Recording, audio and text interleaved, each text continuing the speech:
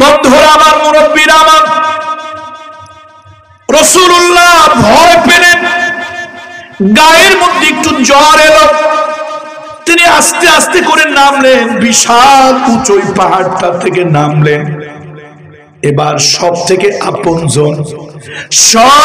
আপনজন জীবনের সঙ্গী মা খাদিজা, ওই মা খাদিজার কাছে গেল। ও পর্দালের মহিলারা, মাগো, আল্লাহ তাআলা নারীকে বানিয়েছে পুরুষের দিলে শান্তি দেওয়ার জন্য। ওয়া আয়াতুল লাহুম আন খালাকা লাকুম মিন আনফুসিকুম আজওয়াজান লিতাসকুনু ইলাইহা ওয়া জাআলা বাইনাকুম মাওয়াদ্দাতাও ওয়া রাহমা।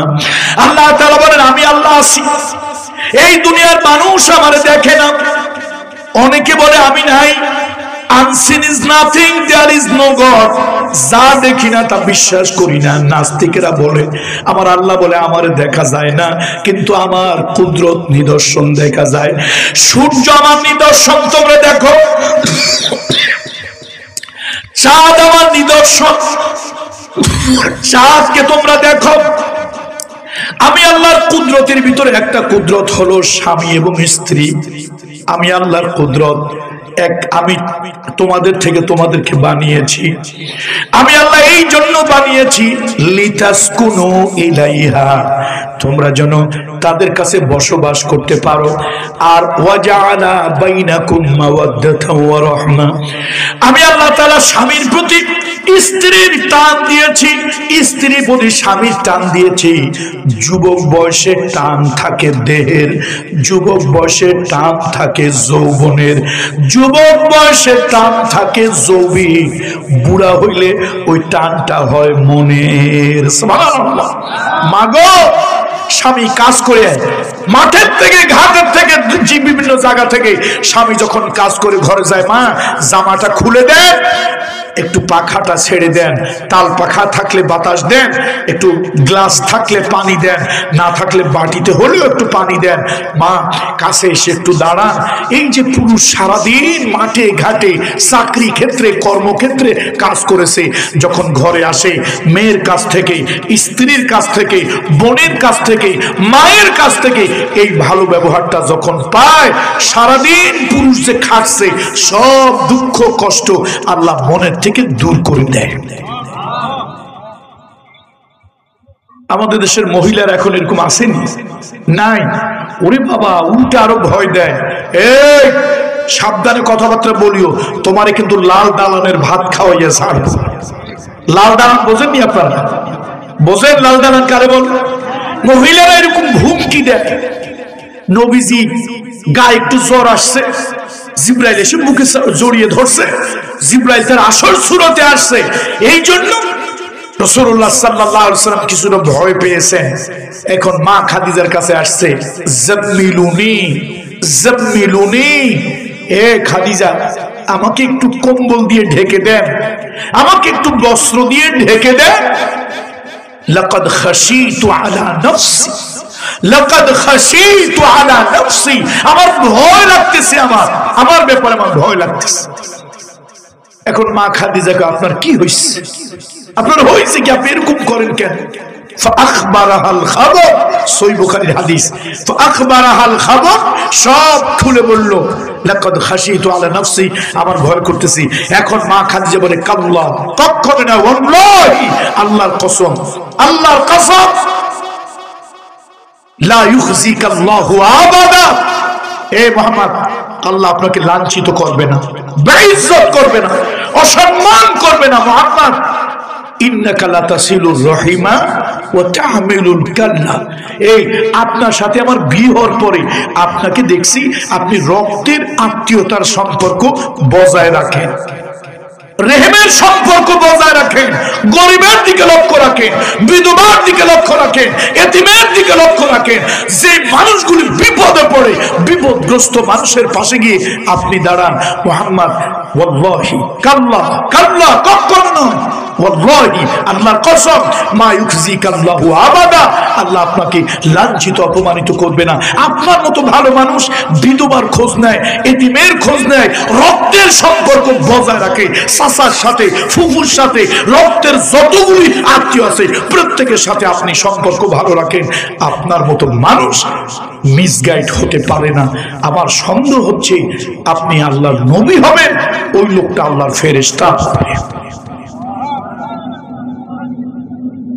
তাহলে আজকে আমরা দেশ গ্রামে বলেন তো কয়জনের রক্তের আত্মীয় সম্পর্ক ভালো আছে? কয়জনের আছে? খালি মসজিদে গিয়া কপালে 1.5 ইঞ্চি দাঁত ফেলাইলেন, নামাজের দাঁত ফেললেন, লাইসাল বিররু আন তুওয়াল্লু ফুজুহাকুম কিবালাল মাশরিকি ওয়াল মাগরিব, পূর্ব পশ্চিমে সেজদা দিলা এটাই মুত্তাকি হওয়ার জন্য যথেষ্ট নয়। কথা আমার না, কথা আল্লাহ সুবহানাহু ওয়া তাআলা। সুতরাং আপনি নামাজের দাগ ফেলাইলেন, কপালে 1.5 ইঞ্চি নামাজের দাগ, এখন পর্যন্ত চরিত্র ভালো হইল না। আপনি সালমান এফ রহমানের মতো দাড়ি রাখছেন, কিন্তু আপনি 1 নম্বর একটা বাটপার। কথা ঠিক না? ওরে বাটপার, এই দাড়ি কি নবীজির সুন্নাত না ব্যাংকের গরিবের টাকা মারার ফন্দি? আমার তো মনে হয় সে যদি নবীজির সুন্নত হিসেবে দাড়ি রাখতো, 14 বার যদি ফাঁসির মঞ্চে নেওয়া হইতো, সে বলতো আমি একটা দাড়িতে হাত দেব না, কাটবো না, এটা আমার নবীর সুন্নত। কত বড় বাটপার! ও নিজের চেহারা পাল্টানোর জন্য কি করে ফেলছে? কথা কেনা কি করে ফেলছে? এত সুন্দর দাড়িটা কাটলো কেমনে? আমার বুঝে আসছে এটা মুমিন মুসলমান না, এটা 1 নম্বর বাটপার, গ্রেট বাটপার। কথা ঠিক কিনা বলে? গরিব মানুষের হাজার হাজার কোটি টাকা ব্যাংকের লোপাট করার জন্য এই বড় লোকরা কেমনে বড় লোক? গরিবের সম্পদ চুরি করে, ডাকাতি করে, এগুলো নিকৃষ্ট। বন্ধুরা আমার, এদের ভিতরে দয়া মায়া মানবতা যদি থাকতো, দেশের টাকা জাতির টাকা এইভাবে নষ্ট করতো না। তাহলে বলতেছিলাম, আমার মূল বলার উদ্দেশ্য হলো যে এই দাড়িটা ওয়াজিব পর্যায়ের সুন্নত। কোন পর্যায়ের সুন্নত বলেন তো? ওয়াজিব পর্যায়ের সুন্নত, রাসূলুল্লাহর একটা দায়মি সুন্নত। সেই দাড়ি যদি তুমি আদর্শিক কারণে রেখে থাকো, তাহলে কেমনে তুমি সে দাড়িতে হাত দিলে? কেমনে তুমি সে দাড়ি কাটলা? এগুলো হলো বাটপারি লক্ষণ। কথা ঠিক কিনা? এই দাড়ি সুন্নতি দাড়ি নয়, এই দাড়ির নাম হলো বাটপারি দাড়ি। কোন দাড়ি? বাটপারি দাড়ি। বন্ধুরা আমার, মুরব্বীরা আমার, আত্মীয়তার সম্পর্ক রক্ষা করবেন। খালি তাবলীগ জামাতের চিল্লায় দৌড়াইলে হবে না, আমার মতো পীরের কাছে মুরিদ হইলে হবে না। প্রতিবেশীর সাথে ভালো সম্পর্ক থাকতে হবে। আল্লাহর নবী বলেছেন, আল্লাহ রাসূল বলেছেন, প্রতিবেশীর উপরে যারা জুলুম করে, প্রতিবেশীর উপরে যারা জুলুম করে, তারা কখনো প্রকৃত মুমিন হতে পারে না। রাসূলুল্লাহ আরেক জায়গায় বলেছেন, সেই ব্যক্তি মুমিন নয়, সেই ব্যক্তি মুমিন নয়, সেই ব্যক্তি মুমিন নয়। হাকাদা সালাসা মাররাত, 3 বার বললেন। সাহাবীরা প্রশ্ন করলো, কোন ব্যক্তি ইয়া রাসূলুল্লাহ? নবীজি বললেন, যেই ব্যক্তি পেট ভরে আহার করার পরে ঘুমিয়ে যায়, এই কথা জেনে এখনো তার প্রতিবেশী না খেয়ে আসে। সে নিজের যতই মুমিন বলে দাবি করুক, সে মুমিন নয়। এরপরে রাসূলুল্লাহর একটা সুন্নত, ছোট্ট বাচ্চাদেরকে স্নেহ করা, বড়দেরকে ইজ্জত করা। মুহাম্মদ রাসূলুল্লাহ সাল্লাল্লাহু আলাইহি ওয়াসাল্লাম বাবাকে পান নাই, কিন্তু চাচাদেরকে, ফুফুদেরকে, নিজের রক্তের আত্মীয়দেরকে আল্লাহর নবী সম্মান করেছেন, ইজ্জত করেছেন, মুহাব্বত করেছেন। মা খাদিজা সাথে তার উপরে প্রথম ইসলাম গ্রহণ করেন। মুহাম্মদ, আপনি আপনার রক্তের বন্ধন ঠিক রাখেন। ভাই বড় ধন, রক্তের বাঁধনে যদিও দুশ্মন হয় ধন সম্পদের কারণে, ভাই বড় ধন, রক্তের বাঁধনে যদিও শত্রু হয় ঘরের নারীর কারণে। ফুফুর সাথে ভালো সম্পর্ক নাই, চাচার সাথে ভালো সম্পর্ক নাই, আমি জানি এতে আমার প্রতি অনেকেই নারাজ হবে, অনেকেই বেজার হবে, হলে করার কিছু নাই। শুধু নামাজ পড়ার নাম ইসলাম না, শুধু নামাজের নাম ইসলাম না, শুধু দাড়ি রাখার নাম ইসলাম না। আপনাকে কমপ্লিট মুসলমান হতে হবে। আপনার আচার ব্যবহার চরিত্র। মা খাদিজা মুহাম্মদ রাসূলুল্লাহকে প্রথমেই বলেছিল, এ আবুল কাসেম কাল্লা ওয়াল্লাহি ওয়াল্লাহি মা ইয়াখজিকাল্লাহু আবাদা। তোমার যে চরিত্র আমি দেখছি, তোমার বউ হইছি 10 বছর আর তোমাকে ব্যবসায়ী কর্মচারী দেখেছি 2 বছর। এই 12 বছরের ভিতরে তোমার যে ব্যবহার, তোমার যে আচরণ, তোমার যে চরিত্র, তোমার যে মানুষের সাথে মানবিক আচরণ আমি দেখে মুগ্ধ। কখনোই তুমি বেইজ্জত হবে না, লাঞ্ছিত হবে না, অপমানিত হবে না। আমার সন্দেহ হইতেছে তুমি আল্লাহর নবী, ওই লোকটা আল্লাহর ফেরেশতা। এই জন্য আসুন, হিলফুল ফুজুলের মাহফিল। সমাজটাকে পাল্টাইতে হলে নিজে আগে ভালো হইতে হবে। সমাজ পরিবর্তন করতে হলে নিজেকে পরিবর্তন করতে হবে। অনেক বাবারা আছেন বড় বড় সুন্দর সুন্দর কথা কয়, 1 নম্বর লোভী। ছেলে পড়াশোনা জানলে বাপের পাঙ্গাস মাছ বল মাছের মতো হা করে থাকে, আমার ছেলেকে কি কি দেবে। ছেলে চায় পালসার মোটরসাইকেল, বাপায় চায় টেলিভিশন, মায় কয় ছেলেটার বিদেশ যাওয়ার জন্য 7 লাখ 5 লাখ 2 লাখ যৌতুকের টাকা। এই বাপ মার উচিত ছেলেরে নিয়ে ওই কালীহাতি বাজারের পাশে কোথাও ভাঙ্গা থাল নিয়ে আল্লাহর রাস্তায় ভিক্ষা করা। ভিক্ষা করা ইজ্জতের সম্মানের, কিন্তু মেয়ের বাপের গলায় পাড়া দিয়ে যৌতুক নেওয়াটা সম্মান ইজ্জতের নয়। আজকে সমাজে যৌতুক আছে, সমাজে মাদক আছে, বড়দের সম্মান নাই, ছোটদের স্নেহ নাই। নবীজি বলেছেন, ছোটদেরকে যারা স্নেহ করে না, বড়দের সম্মান অনুযায়ী যারা ইজ্জত করে না, ফালাইসা মিন্না, তারা আমি নবী মুহাম্মদুর রাসূলুল্লাহ দলভুক্ত, উম্মতভুক্ত নয়। এই বাবাজিরা, মুরব্বীরা, আপনাদেরকে বলি, এই সুন্নতটা আজকের এই বলে টেকরাটি পিসাব বা পীরজাদা যাই বলেন, আমি নিজেকে বড় করতে চাই না, ছোটই করি। এই মৃত্যু পর্যন্ত আমলটা মনে রাখবেন। নিজের বাচ্চা হোক, শত্রুর বাচ্চাও যদি হয়, বাচ্চা ছেলেদেরকে স্নেহ করবেন, স্নেহের দৃষ্টিতে তাকাবেন। রাসূলুল্লাহ সাল্লাল্লাহু আলাইহি ওয়াসাল্লাম এই জায়গায় আতর নিতেন, এখানে। কারণটা কি? আমরা তো আতর এখানে নেই, নবী এখানে নিতেন কেন? নবী এখানে আতর নিতেন, বাচ্চা ছেলেদেরকে পেলেই নবী আগে সালাম দিতেন। রাসূলুল্লাহ আগে সালাম দিতেন, বাচ্চার সাথে একটু হাসি মুখে, মুস্কি মুখে কথা বলতেন, একটু মাথার উপর দিয়ে হাত বুলা দিতেন। এই জায়গায় রাসূলুল্লাহর আতর থাকতো। যেই বাচ্চার গায়ে রহমাতুল্লাহ লিল আলামিনের হাতটা পড়তো, 2 দিন 5 দিন 1 সপ্তাহ পর্যন্ত লোকেরা বলতো, এই বাচ্চার গায়ে মুহাম্মদ ইবনে আব্দুল্লাহ হাত পড়েছে। এই যে স্নেহ। বাচ্চারা মসজিদে গেলে অনেকেই রাগ করেন, আরে বাচ্চা যদি মসজিদে প্রস্রাব পায়খানা না করে তো রাগ কেন করবেন? আপনার ঘাড়ের উপর দিয়ে উঠুক। হাসান হোসাইন রাদিয়াল্লাহু তাআলা আনহুমা নবীজি সিজদায় পড়েছে। আবার হাবিবে কিবরিয়ার এই কান পর্যন্ত চুল ছিল, বাবরিটা কান পর্যন্ত ছিল, কখনো কখনো কান পর্যন্ত হতো। নেড়া করে রাসূলুল্লাহ সাল্লাল্লাহু আলাইহি ওয়াসাল্লাম চুল রাখেননি। হালক কাসার এগুলো উমরার ব্যাপার, হজের ব্যাপার। রাসূলুল্লাহ স্বাভাবিক চুল ছিল কান পর্যন্ত অথবা কাঁধ পর্যন্ত। হাসান হোসাইন রাদিয়াল্লাহু তাআলা আনহুমা নবীজির পিঠে উঠতেন, সিজদায় পড়েছে। রহমতের নবী, দো জাহানের বাদশা সিজদায় পড়েছে।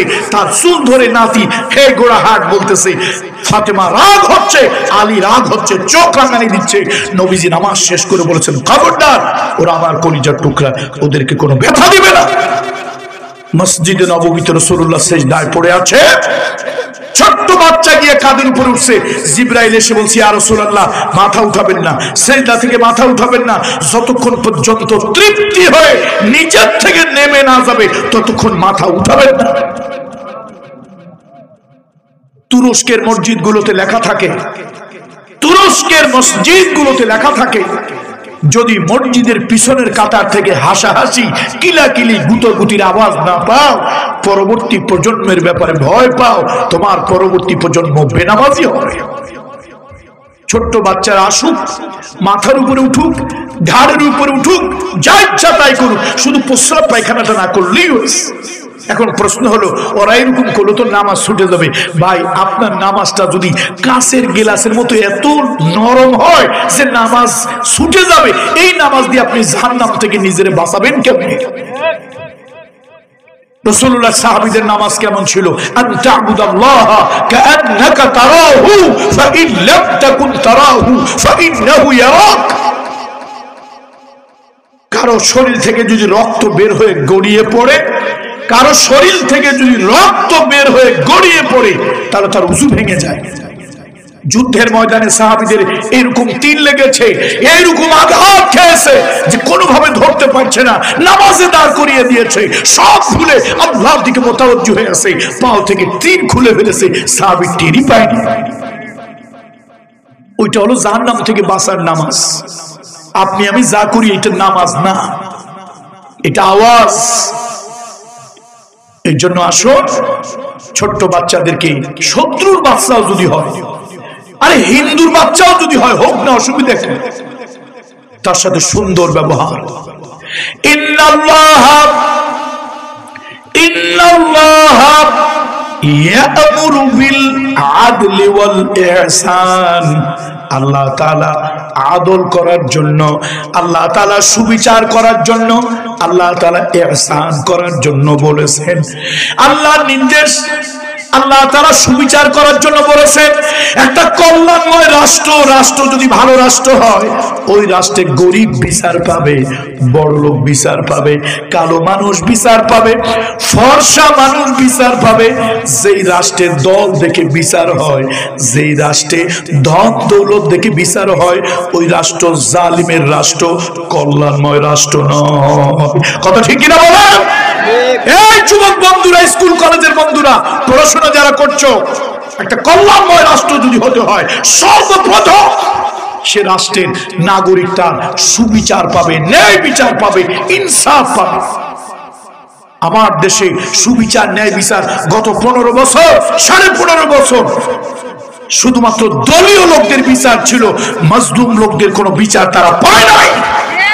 আল্লামা সাইদি সাহেবের মতো একজন শহীদ, আল্লাহর ওলি, তাকে যুদ্ধ অপরাধী বানিয়ে এরপরে শাহবাগে বিরানি দিয়া, কন্ডম দিয়া, লোকজন রেখে মাসের পর মাস মিছিল দিয়া আদালতের আইন পরিবর্তন করে তাকে ফাঁসির অর্ডার দেওয়া হয়েছিল।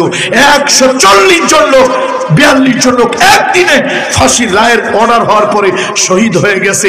এরপরে তারা আমৃত্যু কারাদণ্ড দিলে তার পক্ষে একজন অমুসলিম হিন্দু সাক্ষী দিতে গেল। আমার দেশ কত জালিম! এই সরকারি কিছু কর্মচারীরা, দলীয় কিছু দালাল গোলামেরা রাষ্ট্রের খায়, রাষ্ট্রের বেতন পায়, আর দলীয় সামসামি করে সেখান থেকে সেই লোকটাকে চুরি করে, হাইজ্যাক করে পাশের দেশে পুশ ইন করে দিল। শুনুন, আদালতে সুবিচার যদি না থাকে, ওই রাষ্ট্রের রহমত আর বরকত থাকে না। সুবিচার থাকতে হবে। আপনার ভিন্ন দলের হোক, ভিন্ন মতের হোক, সুবিচার পাবে। ইন্নাল্লাহা ইয়া'মুরু বিল আদলি ওয়াল ইহসান। আল্লাহ তাআলা প্রথম ন্যায় বিচারের কথা বলেছেন। এই গ্রামের মুরব্বীরা, মুরব্বী বাবাজিরা, আল্লাহর জান্নাতে যেতে চান, আল্লাহর আকাশের ছায়া তলে ছায়া পেতে চান, নবীজির হাদিস থেকে বলে যায় 7 শ্রেণীর লোককে আল্লাহ তাআলা আকাশের ছায়া তলে ছায়া দেবেন, আরশের ছায়া তলে ছায়া দেবেন। তার মধ্যে এক শ্রেণী হলো যেই দেশ গ্রামের মুরব্বীরা কোনো বিচার সালিশিতে যাবেন, টাকা পকেটে নিয়ে, টাকার জন্য নয়, দলের জন্য নয়, গোষ্ঠীর জন্য নয়, আল্লাহকে হাজির নাজির জেনে সুবিচার, ন্যায় বিচার যারা করবেন, এই মুরব্বীগুলোরে আল্লাহ তাআলা ধরে ধরে কিয়ামতের ময়দানে আল্লাহর আরশের ছায়া তলে আল্লাহ তাআলা তাদেরকে ছায়া দেবেন। ইহসান করার জন্য আল্লাহ বলেছে। ইহসান কি? ইহসান হলো করুণা, দয়া। আপনি গাড়িতে যাইতেছেন, গাড়িতে যাচ্ছেন, আপনি গাড়ির ভিতরে একটা সিট ফাঁকা নাই, একটা মহিলা উঠছে, এই মহিলার হাতের মধ্যে শাখা পড়া, মহিলার কপালে সিঁদুর লাগানো। আচ্ছা, আপনি কি বুঝছেন বলেন তো? মহিলা কি? হিন্দু, কিন্তু তার শরীরের দিকে এক নজর দিয়ে দেখলেন মহিলাটা গর্ভবতী। গর্ভবতী, কোন সিট ফাঁকা নাই। আমার আল্লাহ ইসলাম, আমার মদিনাওয়ালার ইসলাম হলো তার হাতের শাখার দিকে তুমি নজর দিও না, তার কপালে সিঁদুরের দিকে নজর দিও না। সে হিন্দু, বৌদ্ধ, খ্রিস্টান, মুসলমান এদিকে তাকাইও না। সে একজন গর্ভবতী মা। বলুন সে কি? বলুন, সে একজন গর্ভবতী মা। তুমি সিটটা ছেড়ে দিয়ে তাকে একটু বসতে দাও। নবীজির ভাষায়, কোরআনের ভাষায়, ইসলামের ভাষায় এটার নাম ইহসান। বলেন এটার নাম কি? একটু আওয়াজ দিয়ে বলেন এটার নাম কি? ইহসান। ইন্নাল্লাহা ইউহিব্বুল মুহসিনিন, যারা ইহসান করে আল্লাহ তাদেরকে ভালোবাসেন। ইন্নাল্লাহা ইয়া'মুরু বিল আদলি ওয়াল ইহসান, আল্লাহ তোমাদেরকে সুবিচার করার নির্দেশ দিয়েছে এবং ইহসান করার নির্দেশ দিয়েছে। আপনি গিয়ে দেখলেন পুকুর ঘাটে আসেন, নদীর ঘাটে আসেন, দেখলেন চাচা দাঁড়িয়ে আছে, চাচি আম্মা দাঁড়িয়ে আছে, বয়স্ক মুরব্বীটা দাঁড়িয়ে আছে। আপনি তাকে একটু পানি উঠায় দিলেন, এক বালতি, এক কলস পানি উঠায় দিলেন। টয়লেটে মুরব্বী মানুষটা যাবে, আপনি আগে আসেন, চাচা আপনি আগে যান, কাকা আপনি আগে যান, একটু দিলেন। এই মানুষটার প্রতি আপনি ইহসান করলেন। ইসলাম বলে এটা মানবিক কাজ, মানবিক সৌন্দর্য। এটা আল্লাহ তোমাকে এর বিনিময় এত বড় পুরস্কার আল্লাহ দেবে। হাল জাযাউল ইহসান ইল্লাল ইহসান। বলেন আমার সাথে সবাই, হাল জাযাউল ইহসান ইল্লাল ইহসান। এই যে সামান্য একটা ইহসান তুমি করেছো, এই মহিলারে করেছো, চাচাকে করেছো, চাচিকে করেছো, বড় ভাইকে করেছো, একটা বয়স্ক লোককে করেছো, এর বিনিময় আল্লাহ তোমাকে নিজ হাতে উত্তম প্রতিদান আল্লাহ তোমাকে দিবেন। সুতরাং এই সমাজটা আজকে নষ্ট হয়ে গেছে। হিলফুল ফুজুল বড় ভালো লাগছে আমার। এই হিলফুল ফুজুল পারে সমাজটাকে ভালো বানাতে, হিলফুল ফুজুল পারে সমাজ ভালো বানাতে। এই সমাজ পরিবর্তনের জন্য মিছিল দরকার নাই। আরে আমার কথা শোনেন, আমার বাপ লক্ষ লক্ষ মুরিদ ছিল, হাজার হাজার আলেম মুরিদ ছিল আমার বাবা। আমার অন্তত 5 জন শিক্ষক ছিল হিন্দু। ছোটবেলায় আমার আব্বা সব সময় বলতেন, সব সময় বাবা বলতেন, শিক্ষকের কোনো জাত ধর্ম নাই। শিক্ষকের কি নাই? শিক্ষক যে জাতের হোক, যে ধর্মের হোক, শিক্ষককে সম্মান করবেন। আজকে আপনাদের দেশের এই নষ্ট রাজনীতি আর বেয়াদব নেতাগুলি আপনার দেশটার শিক্ষা নষ্ট করেছে, শিক্ষা ব্যবস্থাকে নষ্ট করে দিয়েছে। জোরে বলেন ঠিক কিনা? ওই হাই স্কুলের টিচার আমাদের দলের না, ওইটারে ঠেঙ্গা। ওই কলেজের টিচার আমাদের দলের না, ওইটারে ঠেঙ্গা। এই শিক্ষাগুলো আসছে কোথা থেকে? এই রাজনীতির উচ্ছৃঙ্খল নেতাদের থেকে এই শিক্ষাটা আমার যুব সমাজ পেয়েছে। বলেন ঠিক কিনা? শিক্ষককে সম্মান করো, হিন্দু হোক, শিক্ষক সম্মানের পূজনীয়। আর একটা কাজ নষ্ট হয়েছে সমাজে, লোকেরা, আমি বলি না, এটা আবার বলবেন না যে আনসারী সাহেব পীরজাদা মানুষ কেমন কথা বললো। এটা লোকেরা বলে সমাজ খাইছে পরিমণি, শিক্ষা খাইছে নুরুল ইসলাম নাহিদ আর দীপুমণি। সমাজটা কে খাইছে? পরিমণি সমাজ খাইছে। মামুনুল হক বউ তো 4টা জায়েজ, কয়টা জায়েজ?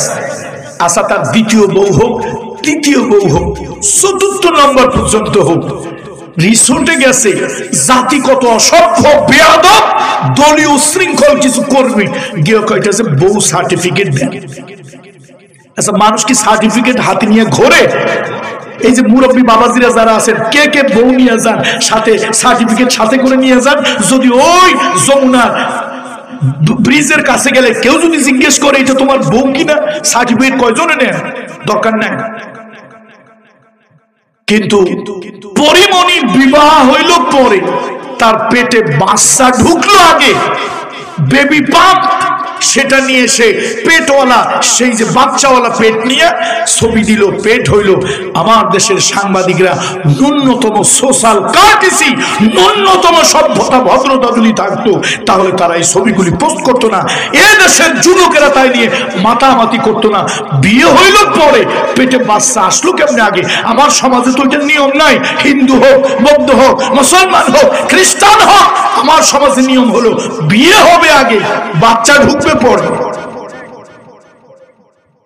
একটা সমাজটাকে অসভ্য করে দেওয়ার জন্য, নষ্ট করে দেওয়ার জন্য সমাজটাকে বিবাহ পরে হইল, কার সাথে অকাম কুকাম করিয়া বাচ্চা আগে হইল। এ জাতি আবার তাকে সেলিব্রিটি বানিয়ে দিল, তার নিয়ে কত কিছু চলে। আস্তাগফিরুল্লাহিল আযীম। এজন্য লোকেরা বলে সমাজটা নষ্ট করছে পরিমণি, আর শিক্ষাকে নষ্ট করছে নুরুল ইসলাম নাহিদ আর দীপুমণি। নুরুল ইসলাম নাহিদ তো একবার বলছে, ঘুষ খাবেন তবে সহনীয় মাত্রায়। ঘুষ কোন মাত্রায় খাবে? কেমন অথর্ব লোক। আর আমাদের মাশাআল্লাহ আপুমণি, আপুমণি না দীপুমণি, আমাদের আপুমণি আমাদেরকে ডিম ভর্তা আর আলু ভাজি শিখানোর জন্য আমাদের বাচ্চাদেরকে স্কুলে নিচ্ছে। পৃথিবী যখন এগিয়ে যাচ্ছে, আমার বাচ্চা তখন স্কুলে গিয়ে ডিম ভর্তা আর আলু ভাজি শিখবে। এই জন্য কি বাচ্চা স্কুলে পাঠায়? শিক্ষা ব্যবস্থার অবস্থা 12:30। এই শিক্ষা ব্যবস্থাকে ভালো করতে হবে। ভাই, আপনি কোন দলের, আমি কোন দলের, যে দলীয় কথা নয়। আপনি কোন ধর্মের, আমি কোন ধর্মের, এটা নিয়ে কথা নয়। আমাদের সব জাতি ধর্ম নির্বিশেষে এই বাংলাদেশের প্রত্যেকটা নাগরিকের বাচ্চাগুলি সুশিক্ষিত হওয়া দরকার। অনেকেরই শিক্ষা আছে কিন্তু মূল্যবোধ নাই। শিক্ষা আছে, মূল্যবোধ নাই। এর জন্য আসুন এই সমাজটা ভালো বানানোর জন্য এরকম কিছু জনকল্যাণ, সমাজ কল্যাণমূলক কিছু